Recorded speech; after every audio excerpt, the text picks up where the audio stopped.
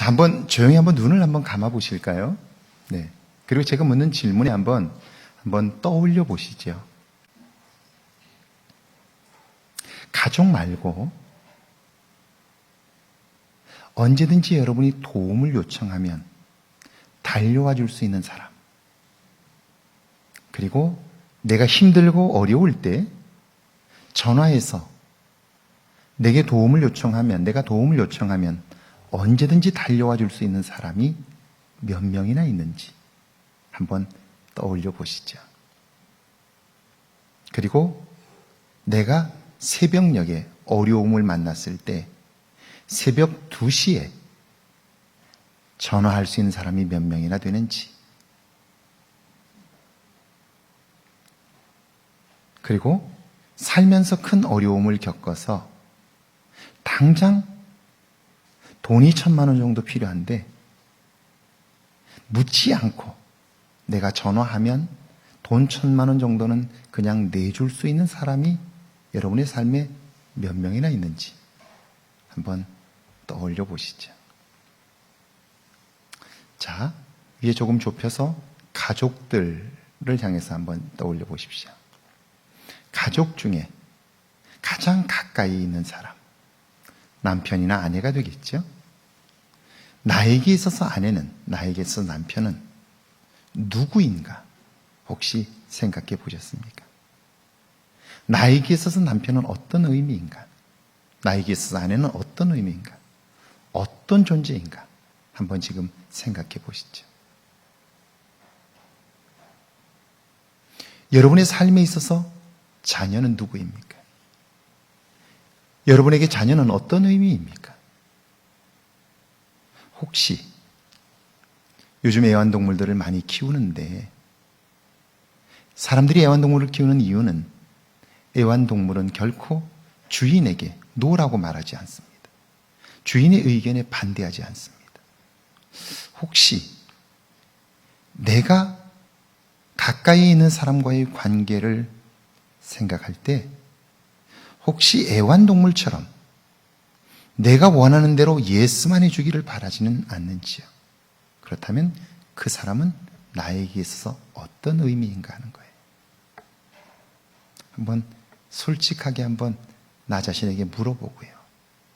내가 원하는 상대방은 누구이며 그리고 상대방에게 나는 어떤 존재인지를 한번 조용히 한번 생각해 보면 좋겠습니다. 눈을 한번 떠 보실래요? 네. 제가 이 질문을 던진 이유는 뭐냐면 이 질문은 나와 내 곁에 있는 사람들과의 관계 그리고 나와 하나님과의 관계에서 너무너무 중요한 질문이기 때문에 그래요. 지난 1월 24일 설 명절 전날입니다. SBS FM 좋은 이 아침 김창원입니다라는 프로그램에 출연한 분이 계셔요. 그분이 여러분이 잘 아시는 문재인 대통령이었습니다. 전화 인터뷰를 통해서 이런저런 이야기를 했는데요. 그런데 후회가 되는 것이 있느냐라고 물었더니 문재인 대통령이 정말 사랑하는 사람을 보내고 나니까 올해 문재인 대통령은 어머니를 하나님께로 보냈죠. 그런데 사랑하는 사람을 보내고 나니까 사랑한다는 말을 하지 못했던 게 너무나 후회가 된다는 거예요. 그리고 떠나고 나니까 이렇게 소중한 분인 걸 절절히 깨닫게 된다라고 이야기를 해요. 지난 주간 제가 한번 동료 목사님과 통화를 했는데 건강이 좋지 않은 분인데요. 암으로 투병을 하고 있는 분인데 갑자기 건강이 안 좋아지셔서 삼성병원에 응급실에 들어가셨어요. 통화가 안 되는데 계속해서 통화를 해도 통화가 안 되는데 아침에 9시쯤 출근하자마자 제가 전화를 했는데 통화가 되었어요. 통화가 되어서 수화기를 딱 목소리를 제가 여보세요 했더니 제 목소리를 알아듣고 이야기를 하는데 3가지 이야기를 해요. 장 목사님, 내가 다시 나가서 장 목사님 얼굴을 볼 수 있을지 모르겠다고. 그러면서 숨차하면서 세 가지를 이야기해요. 첫 번째, 참 목사님, 사모님에게 잘하세요. 내가 지금 응급실에 들어와서 아무것도 할 수 없는 이 상황, 이 고통스러운 상황을 맞고 보니까 마지막까지 내 곁을 지켜주는 사람은 사모님밖에 없다고, 아내밖에 없다고. 그러니까 사모님에게 잘하세요. 이게 첫 번째였어요. 두 번째, 아이들에게 잘하세요. 살면서 내 삶에 참 기쁨과 그리고 즐거움을 선사했던 존재가 자녀들이었는데 나는 자녀들을 늘 귀찮아했다. 일에 빠져서 자녀들을 귀찮아했는데 지금 이 자리에 서고 보니까 자녀들과 함께 하지 못한 게 너무너무 후회가 된다고. 세 번째는 내가 이제 마지막일 수 있다는 생각을 하면서 보니까 좀 더 신앙생활을 열심히 할 걸, 목회를 좀 더 열심히 할 걸 하는 후회가 된다. 그 세 가지를 이야기해. 제가 나중에 한번 기회가 되면 제가 그 상황이 얼마나 심각한지 제가 알기 때문에 혹시라도 어떨까 해서 녹음을 했어요. 기회가 된다면 제가 한번 들려드리고 싶어요. 그러니까 죽음을 얘기하는 사람의 마지막 세 마디. 아내에게 잘하세요. 자녀들에게 잘하세요. 신앙생활 잘하세요. 세 가지. 여러분의 하루의 삶 속에서 이 세 가지 얼마나 관심 있으셨나요? 문재인 대통령에게 듣고 싶은 노래가 있습니까? 라고 했더니 산울림의 너의 의미라는 곡. 우리는 대중가요를 굉장히 가볍게 생각하는 경향들이 있어요. 그런데 그렇지 않아요. 대중가요가 그 시대에 인기를 얻는 이유는요, 그 노랫말들이 오늘 그 시대 사람들에게 무언가 위로가 되고 소망이 되기 때문이에요. 저는 산울림 노래들을 굉장히 좋아해요. 그리고 개인적으로 김창완이라고 하는 분을 좋아하기도 하지만 그분에 관련된 이야기들을 제가 몇 가지 알고 있어서 특별히 산울림을 좋아해요. 자, 너의 의미. 한번 가사를 기억하면서 한번 들어보면 좋겠는데, 이 노래 오래전에 유행했던 노래인데 아이유라고 하는 가수가 함께 콜라보해서 부른 노래인데요. 한번 들어보세요. 가사를 한번 신경 써서 들으시고 한번 가사에 대한 이야기를 제가 잠깐 들려드릴게요. 한번 들어보시죠. 제가 이제 서울에 있을 때 저희 권사님 중에 한 분이 우리 김창완 씨의 외숙모셨어요. 그래서 제가 우리 김창완 씨에 관한 이야기를 많이 들었어요. 고등학교 때 공부를 아주 잘했고요. 그런데 고등학교 1학년 말쯤에 우연히 어디를 갔다가 친구 집에 갔는지 기타를 보게 되었고, 기타를 한번 이렇게 쭉 쳤는데 그 소리가 너무 좋은 거예요. 그래서 고등학교 1학년 때부터 기타에 빠져서 공부는 안 하고 기타만 계속 치는 거예요. 그래도 엄마 아빠가 계속해서 푸시를 했는지 서울대를 들어갔어요. 서울대를 입학을 했는데 서울대를 가면 엄마 아빠의 기대가 얼마나 커요. 그 집안에 검사들이 몇 있고 판사들이 몇 있어요. 그러니까 이 엄마 아빠도 법관이 되면 좋겠다는 생각을 가신 거예요. 그런데 이 아들은 주구장창 기타만 치는 거예요. 근데 이 제일 큰 형인데 형이 기타를 가지고 놀기 시작하니까 동생들이 따라하는 거예요. 다. 두 동생이 다. 자, 이때 엄마 아빠에게 큰 아들은 의미가 무슨 의미였을까요? 있는 그대로 하나님이 그에게 주신 재능과 은사를 따라 살도록, 너는 내게 있는 그 자체가 나에게 기쁨이야.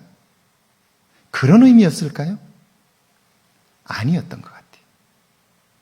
너는 출세해서 나에게 기쁨이 돼야 돼.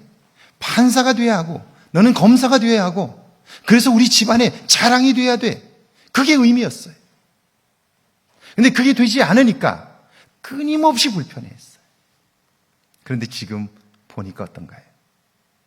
김창완은 이야기하기를, 내가 만약 그때 기타를 만나지 못했더라면 나는 이렇게 행복하게 살 수 없었을 거라고. 그는 가수로서 성공적인 삶을 살았고요. 이후에는 또 연기를 하면서 배우로서 성공적인 삶을 살고요. 무엇보다도 행복하게 살았어요. 자, 당신이 나에게 어떤 의미가 있느냐 하는 걸 우리는 생각해 봐야 돼요. 내가 원하는 대로가 아니라 정말 그 생명은 하나님과의 관계에서 어떤 의미일까를 생각해 보는 거지. 노랫말이 그런 거예요. 너의 그 한마디 말도 웃음도 나에겐 커다란 의미가 된다고. 나의 한마디 말이 누군가에게 큰 의미가 되는 거예요. 삶을 바꿔놓을 정도로. 그리고 쓸쓸한 뒷모습, 작은 눈빛 하나도 결국 힘겨운 약속. 네가 아파하면 나도 아픈 거예요.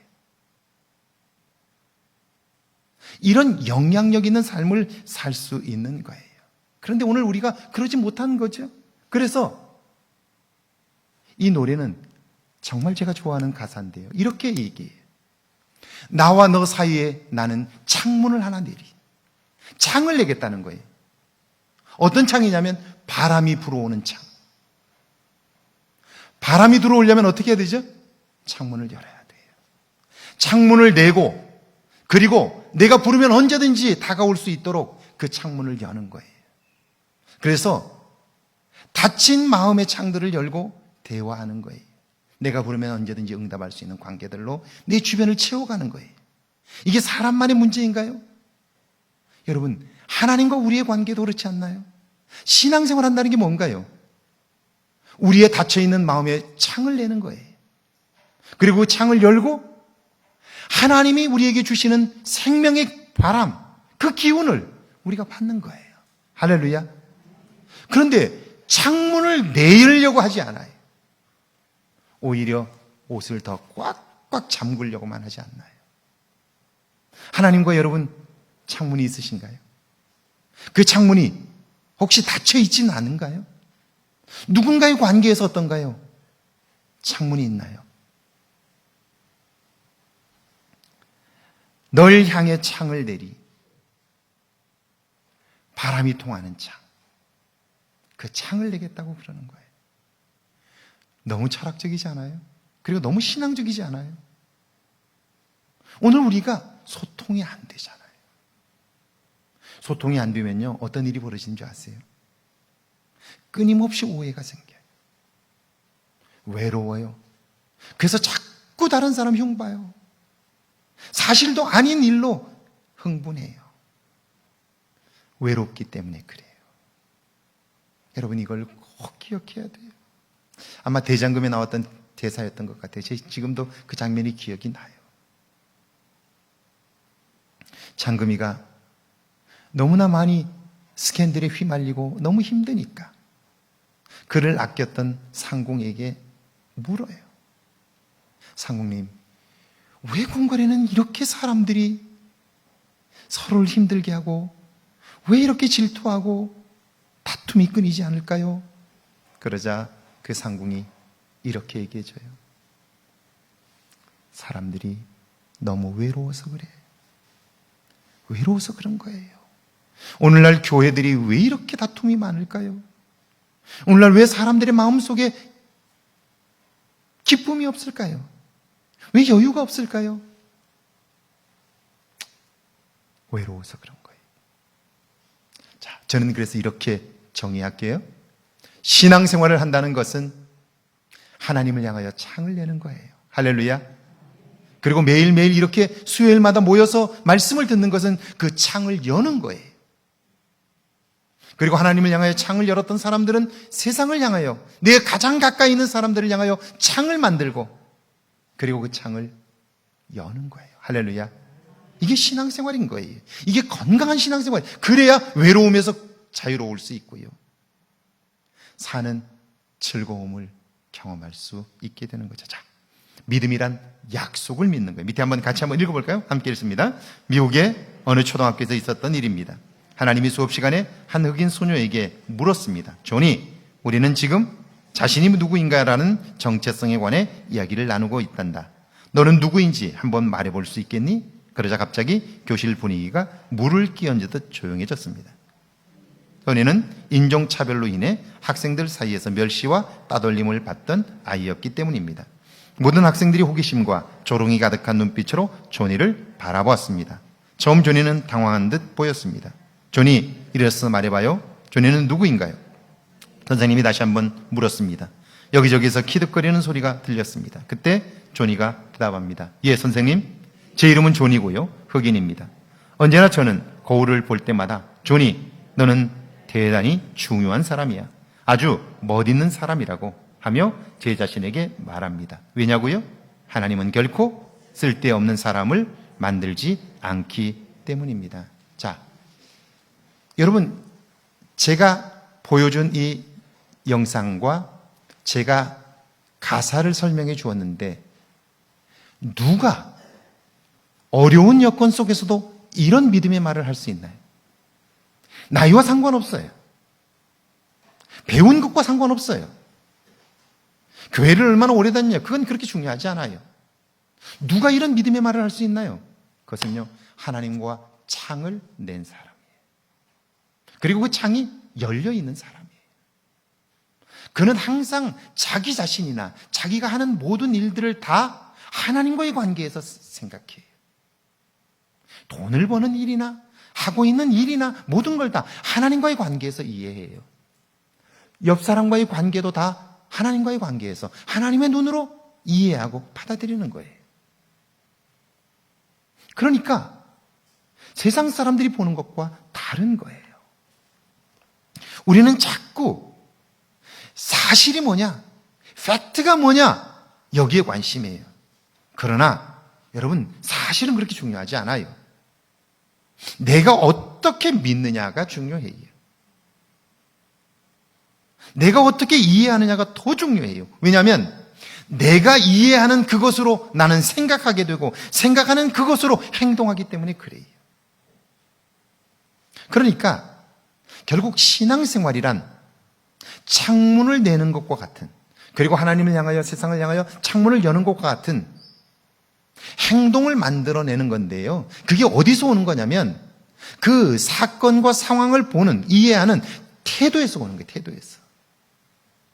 그러니까 저는 사람들을 만날 때마다 그 사람이 하는 말과 그 사람이 보여주는 모습을 보면, 아, 이 사람이 진실로 하나님과 창문이 있는 사람이구나, 그 창문이 열려있는 사람이구나, 아니구나를 금방 알아요. 그가 얼마나 신앙적으로 어떻다, 어떤 별소리를 해도 저는 그 사람의 속마음을 볼 수 있어요. 왜냐하면 말 몇 마디 들어보면 알아요. 사실은 그렇게 중요하지 않아요. 그걸 내가 어떻게 반응하느냐에 따라서 결국 나의 생각과 행동이 결정되기 때문이에요. 그가 말하는 걸 보면, 아, 이 사람은 집에서 행복하게 살겠다, 인간관계를 정말 잘하겠다, 금방 알아요. 그렇지 못하면 10년이 지나도 20년이 지나도 30년이 지나도 그 사람은 거기서 결코 벗어나지 못해요. 자유하지 못하기 때문에 그래요. 제가 코로나19 상황을 맞으면서 보니까 믿음이 또 보여요. 여러분, 코로나19는요, 경계해야 돼요. 조심해야 돼요. 그러나 두려워할 건 아니에요. 그런데 두려워하는 사람들이 많은 거예요. 무엇이 두려운가요? 한번 생각해 보세요. 무엇이 두려운 건가요? 죽는 게 두려운 건가요? 감염이 되어서 고통받으면서 투병 생활하는 게 두려운 건가요? 자, 그러면 이렇게 생각해 보세요. 내가 두려워하면 그럼 안 걸리나요? 두려워해도 걸리고 두려워하지 않아도 걸려요. 그러면 걸리는 그 순간까지 마음 평안하게 사는 것이 좋은가요? 아니면 그때까지 두려워하다 걸리는 게 나은가요? 어느 게 나은가요? 믿음의 사람은요, 하나님이 도와주시면 능히 피할 수 있다고 믿어요. 그래서 평안함을 그때까지 유지해 가는 거예요. 그러다가 혹시 감염이 되었다고 칩시다. 그러면 그때에도 믿음의 사람은요, 여기에 하나님의 뜻이 있다고 믿어요. 할렐루야. 뜻이 있다고 믿어요. 그리고 받아들여요. 그러면 그때 그런 그를 통해서, 그의 믿음을 통해서 하나님이 역사하시는 새로운 일들을 보게 되는 거예요. 할렐루야. 할렐루야. 그럼요.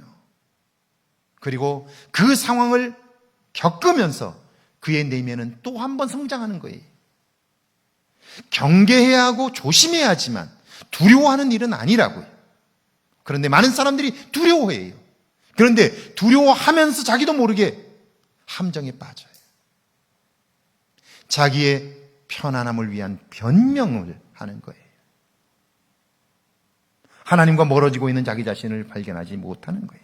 자, 믿음의 내용이 뭐다? 신앙 고백이에요. 자, 밑에 한번 같이 읽어볼까요? 함께 읽습니다. 사람들은 믿음이 있다고 말하면서도 무엇을 믿는지에 관해서는 관심하지 않습니다. 그러므로 그 믿음은 작고 큰 문제 앞에서 아무런 힘을 발휘하지 못합니다. 아브라함은 믿음이 있었고 그 믿음의 내용이 곧 하나님에 대한 신앙 고백이었습니다. 그러니까 나는 하나님을 믿습니다. 믿습니다. 이거보다 더 중요한 건 무엇을 믿느냐는 거예요. 뭘 믿느냐는 게 뭘 믿느냐. 내용 없이 믿습니다. 100번 해보세요. 그 믿음이 코로나19 앞에서 두려움을 이기게 하나요? 그렇지 않아요. 뭘 믿느냐에 따라서 두려움을 이길 수도 있고 두려움에 질 수도 있는 거예요. 그러니까 무엇을 믿느냐가 더 중요한 것이죠. 자, 그래서 그 내 믿는 믿음의 내용을 우리는 신앙 고백이라고 부르는 거예요. 그러니까 우리에게는 다 신앙 고백이 있어야 돼요. 왜냐하면 신앙 고백이 곧 믿음의 내용이기 때문이에요. 자, 17절입니다. 같이 한번 읽어볼까요? 거기 시작. 그가 믿은 바 하나님은 죽은 자를 살리시며. 그러니까 아브라함이 하나님을 믿는다고 할 때 그 믿음의 내용이 뭐냐면 하나님은 죽은 자도 살리신다. 그렇게 믿는 거예요. 할렐루야. 이게 믿음의 내용인 거예요. 그가 가진 믿음의 내용은 하나님은 죽은 자를 살리신다.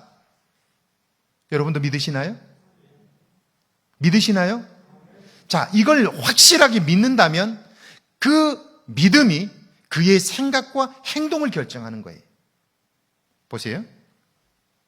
이게 창세기 2장 2절에 보면 여호와께서 이르시되 내 아들 내 사랑하 12장이군요. 내 아들 내 사랑하는 독자 이삭을 데리고 모리아 땅으로 가서 내가 내게 일러준 한 산 거기서 그를 번제로 드리라. 이렇게 돼 있어요. 자, 22장입니다. 여기 창세기 22장입니다. 22장 2절이에요. 하나님께서 말씀하시기를 내 아들 내 사랑하는 독자 이삭을 데리고 모리아 땅으로 가서 내가 내게 지시할 한 산 거기서 그를 번제란 배를 갈라 창자를 꺼내고 그리고 그 살을 태워서 드리는 제사예요. 100세에 난 아들, 눈에 넣어도 아깝지 않은 그 아들을 번제로 내 손으로 직접 배를 갈라 내장을 꺼내고 나무 위에 올려놓고 태워서 드리는 제사예요. 자, 누가 그 일을 할 수 있겠어요? 그 일을 할 수 있는 사람이 누구예요? 저도 어려울 거예요. 여러분도 어려울 거예요. 그런데 아브라함은 그 일을 순종하는 거예요. 행하는 거예요. 왜냐하면 그가 믿는 믿음의 내용이 뭐냐면 하나님은 어떻다? 죽은 자를 살리시는 분이다. 이게 그의 믿음의 내용이기 때문이에요. 내가 하나님의 뜻대로 하기만 하면 하나님은 죽은 자도 살릴 수 있고 하나님은 생명을 결코 포기하지 않는 분이다. 이걸 믿는 거예요. 확실하게 믿는 거예요. 그러니까 이 말씀에 순종할 수 있었던 거예요. 그리고 순종했더니 그의 믿음대로 여기 22장 12절에 보면 그 아이에게 내 손을 대지 말라 하시는 하나님의 그 놀랍고 큰 사랑을 발견하게 된 거예요. 그의 믿음의 내용이 용납하기 어려운 문제를 만났으나 믿음으로 용납했고 용납함으로써 그가 상상할 수 없는 살아계신 하나님의 은혜를 발견하게 되었다는 거예요. 오늘 우리가 똑같은 하나님을 믿으면서 이런 하나님을 경험하지 못한다면 그것은 무엇 때문이냐 하는 거죠. 자, 2번입니다. 같이 한번 읽어볼까요? 함께 했습니다. 그가 믿은 바 하나님은 없는 것을 있는 것으로 부르시는 분. 아브라함이 믿는 하나님은 죽은 자를 살리시는 분이며, 또한 그가 믿는 믿음의 내용은 뭐냐면 하나님은 빈털털되리라 할지라도 그를 부자로 세울 수 있고 그를 세계적인 부자로 만들 수도 있는 분이다 하는 거예요. 할렐루야. 그렇게 믿는 거예요. 자, 그러니까 이 믿음이 그의 삶을 이끌어가는 거예요. 창세기 17장에 보니까 아브라함이 엎드려 웃으며 마음속으로 이르되 100세 된 사람이었지 자식을 낳을까? 사라는 99세니였지 출산하리요. 내 생각에 지금 우리가 자식을 얻는다는 건 불가능해요. 왜? 우리에게 없어요. 남자로서 가져야 할 것이 없고요. 여자로서 생산할 수 있는 능력이 없어요. 그런데 아브라함이 믿는 하나님은 어떤 분이냐면 없는 것으로 있는 것을 하실 수 있는 분인 거예요.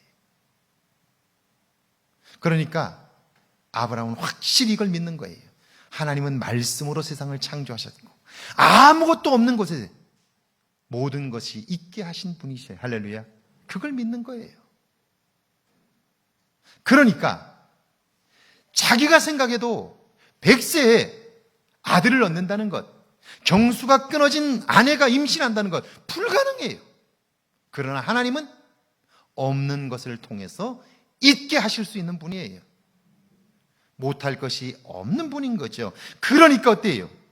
그러니까 그날 밤 그 부부는 믿음으로 신방을 꾸미는 거예요.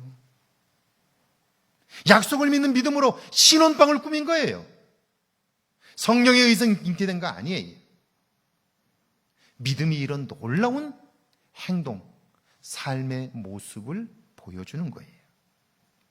자, 여러분, 오늘 이 시대 우리가 보아야 할 것 중에 하나가 이런 걸 거예요. 창세기 13장에 보면요, 아브라함의 목자들과 조카 롯의 목자들이 소유가 많아지니까 같은 들판을 사용하다 보니까 새끼를 낳으면 새끼가 구별이 안 돼요.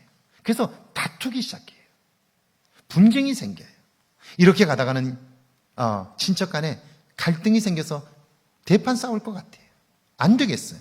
그래서 아브라함이 부릅니다. 조카를. 불러서 말합니다. 자, 오늘 욕심이 아브라함을 지배했다면 아브라함은 이렇게 쓸 거예요. 내가 보니까 내가 한두 살이라도 더 먹었으니까 너는 나 때문에 왔으니까 좋은 땅은 내가 차지할 테니까 나머지는 네가 가져. 이렇게 해야 될 거예요. 분명 좋은 땅이 있고 덜 좋은 땅이 있어요. 그렇다면 믿음이 없고 자기 욕심만 있다면 좋은 땅은 내가 차지해야 돼요.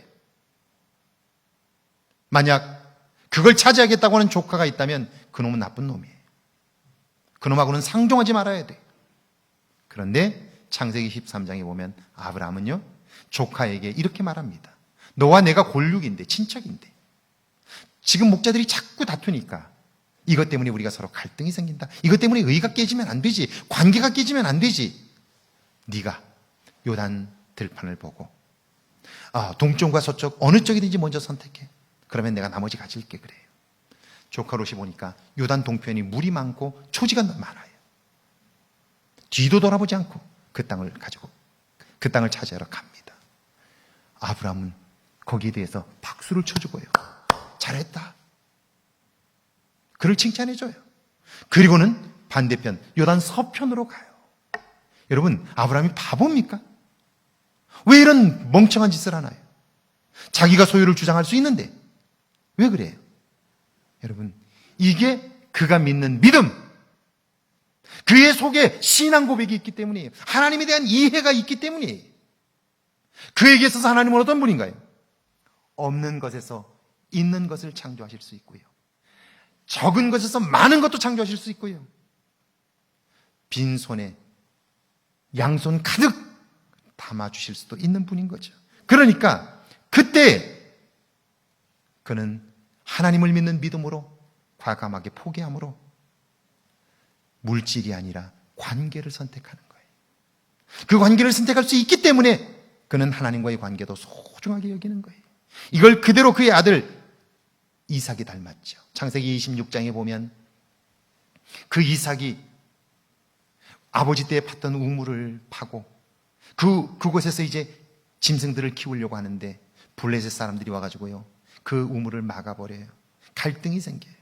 그러자 이삭은 그 우물을 그냥 포기하고 떠나요.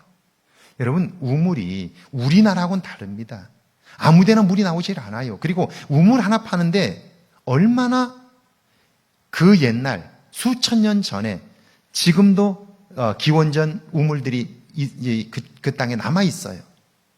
최소한 100m 정도 됩니다. 지하에. 돌을 던지면 한참 있다가 퐁당 소리가 나요. 그 우물을 파는데 얼마나 힘이 들겠어요. 아무데나 판다고 나오는 것도 아니에요. 그것도 적어도 7, 80m를 파야 물이 있는지 없는지를 알아요. 얼마나 그 옛날에 도구도 없는데 힘들었겠어요. 물이 잘 나오지도 않고요. 그런데 그 우물을 쉽게 포기해요. 그리고 다른 곳에 와서 또 옛날에 팠던 우물을 또 파요. 그래서 그 물을 사용하는데 이번엔 또 목자들이 다시 와서 그날 목자들이 와서 또 회방을 놓아요. 갈등이 생겨요. 또 포기해요. 그리고 나서 아예 그들이 올 수 없는 먼 곳으로 이주해요. 그리고 거기서 우물을 새로 파요. 이삭은 그 이름을 르호봇이라고 지었어요. 르호봇이란 지경을 넓혀주셨다 하는 뜻이에요.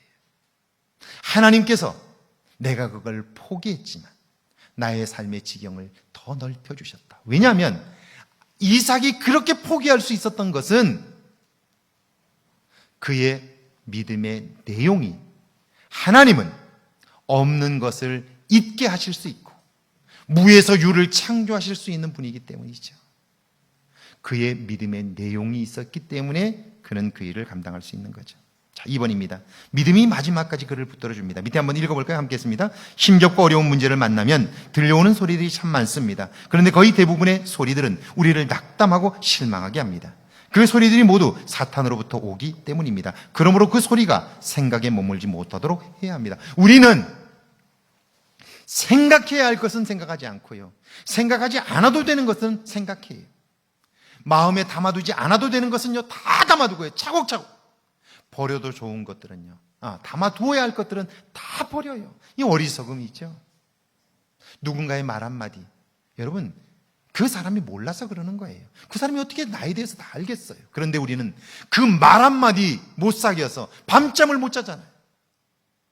나뿐 아니라 주변 사람들을 피곤하게 만들잖아요. 힘들게 만들잖아요. 말 한마디를 사귀지 못하는데 어떻게 관계가 되겠어요? 우리는 서로 모르기 때문에 실수할 수 있어요. 상처를 줄 수 있어요. 그러면 상처를 주는 사람이 문제인가요? 그럴 수 있어요. 그런데 문제는 나도 모르기 때문에 상처를 주는 거예요. 그러니까 누구나 다 상처를 주기 때문에 상처를 주는 사람을 뭐라고 그러면 안 돼요. 물론 조심해야죠. 다만 내가 누군가가 나에게 상처를 준다고 할 때 그 사람이 몰라서 그렇지, 그렇게 받아 넘길 수 있는 내면이 중요한 거예요. 내면의 그릇이 중요한 거예요. 신앙생활을 왜 하나요? 이 내면의 그릇을 준비하기 위함 아닌가요? 그런데 우리는 남이 내게 하는 한마디, 그걸 마음속에 담고 생각하고 씹고 또 씹고 해서 우리 안에 있었던 정말 시궁창물과 같은 것들, 가득 쌓아두었던 버려도 좋은 것들을 다 끄집어내는 거예요. 삶을 너무너무 힘들게 만드는 거죠. 자, 이게 18절입니다. 함께 읽어볼까요? 18절입니다. 아브라함이 바랄 수 없는 중에 바라고 믿었으니. 자, 믿음은 불가능한 현실에서도 그를 붙들어 주고 세워줘요. 현실적으로 불가능해요. 내 나이가 100살입니다. 아내는 경수가 끊어졌어요. 임신 못해요. 그런데도 불구하고 하나님이 한다고 하자 받아들여요. 믿음이 그걸 가능하게 붙들어 주고요, 세워준 거예요. 창세기 12장 4절 한번 읽어볼까요? 함께 있습니다. 이에 아브라함이 여호와의, 여러분, 고향을 떠나는 일이 얼마나 무모해요. 지금처럼 어디를 가나 일할 수 있고 먹고 살 수 있는 것이 아니에요. 고향을 떠난다는 것은 곧 내가 이제 어린 사자가 아니 작은 사슴 한 마리가 정글로 나가는 것과 같아요. 그 당시로는 부족들을 만나면 다른 부족들은 다 잡아 죽이는 거예요. 두려움이 있어요. 그런데 아브라함이 떠나요. 맹목적으로 떠나는 게 아니고요, 하나님의 말씀을 따라간 거예요. 할렐루야. 말씀, 이 말씀이 약속인 거예요. 그러니까 우리가 믿는다고 할 때의 그 믿음의 내용은 뭐냐면 하나님의 약속이고 말씀인 거예요. 특별히 이 많은 말씀들 중에서 창세기부터 요한계시록까지 정말 많은 말씀 중에서 하나님이 우리에게 그때그때 주신 말씀들이 있잖아요. 그 말씀이 내 말씀이 되는 거예요. 제게도 주셨던 말씀들이 있어요. 제가 처음 정말 신학을 해야 되나 고민하고 갈등할 때, 정말 이게 하나님의 뜻인가 갈등하고 고민했을 때, 하나님께서 기도 중에, 제가 금식을 하면서 산에서 기도했는데요, 사흘쯤 되었을 때인데, 정말 하나님, 제가 아무리 생각을 해봐도 제가 신학을 할 사람이 아닙니다. 이게 첫 번째였어요. 내가 아무리 봐도 내가 신학을 공부할 사람이 아니에요. 제가 목사가 될 사람이 아니에요. 제가 너무 잘 알잖아요. 아닌 거예요. 이게 하나님의 뜻이 아닌 것 같아요. 두 번째는 공부를 지금부터 6년을 해야 되는데 학비는 누가 될 거고, 나이 드신 어머니는 어떻게 할 거냐고, 아버지는 어떻게 할 거냐고. 제가 직장을 다니면서 복양하고 있었는데 내가 떠나면 누가 그분들을 책임질 거예요. 그뿐 아니라 제가 수능 시험을 다시 봐야 돼요. 수능 시험을 다시 봐야 되는데, 제가 자연 계열이었는데 이게 신학을 하면 인문 계열로 가야 돼요. 근데 제가 나중에 27에 신학교를 갔기 때문에 내신 성적이 50%예요. 내신 성적이 50%인데 저는 내신 성적 반영이 3학년 것밖에 안 들어가요. 근데 제가 3학년 1학기 때 오토바이를 타다가 사고가 나가지고 다리가 부러져가지고 병원에 16주 진단을 받아가지고요, 3학년 1학기 학교를 아예 못 갔어요. 나중에 출석 일수가 모자라가지고 졸업을 못 할 뻔했어요. 그러니까 3학년 1학기 성적이 빵이에요, 빵. 그러니까 내신 성적 등급이 15등급인데 제가 15등급이었어요. 그러니까 내신 반영이 50%가 되는 시험을 제가 봐야 되는데 15등급 중에 15등급인 거예요. 공부도 힘든데 내신 성적이 15등급인 거예요. 과연 내가 합격할 수 있을까? 교회에다가 내가 신학을 간다고 공부한다고 이야기해놓고 나서 떨어지면 이게 무슨 창피인가? 자신이 없는 거예요.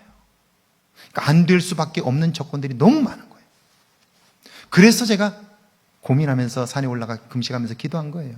그런데요, 정말 간절하게 기도하고 있는데 갑자기 앞이 환해지면서 성경책 하나가 딱 보이는 거예요. 성경책 하나가 보이고, 그리고 성경 말씀이 빛으로 쫙 비춰주는데 그 말씀이 선명하게 딱 보여요. 그 말씀만 딱 보여요. 그 말씀이 저는 어디에 있는지 그때 몰랐어요. 몰랐는데 딱 제가 읽어보니까 내용이 이런 내용이었어요. 내게 능력 주시는 자 안에서 내가 모든 것을 할 수 있느니라. 아시죠? 빌립보서 4장 13절에 있는 말씀이에요. 저는 이 말씀이 어디 있는지도 몰랐어요. 근데 정확하게 읽어보니까 금방 암기하겠어요. 내게 능력 주시는 자 안에서 내가 모든 것을 할 수 있느니라. 그래서 제가 기도를 마치고 기도원에 내려와서 성경을 찾기 시작했어요. 이 본문이 어디 있나 막 찾는데요, 정확하게 제가 찾았어요. 빌립보서 4장 13절이었어요. 하나님께서 내가 하려고 하니까 어렵지만 능력 주시는 그분이 도와주시면 할 수 있다. 말씀을 붙드는 거죠. 할렐루야. 말씀을 붙든 거예요. 이 말씀을 붙들고 지금까지 오는 거예요. 그리고 어려움을 만날 때마다 또 제가 살면서 제게 주셨던 말씀들이 정말 많아요. 그때그때 그 말씀을 붙잡고 사는 거예요. 여기 보세요.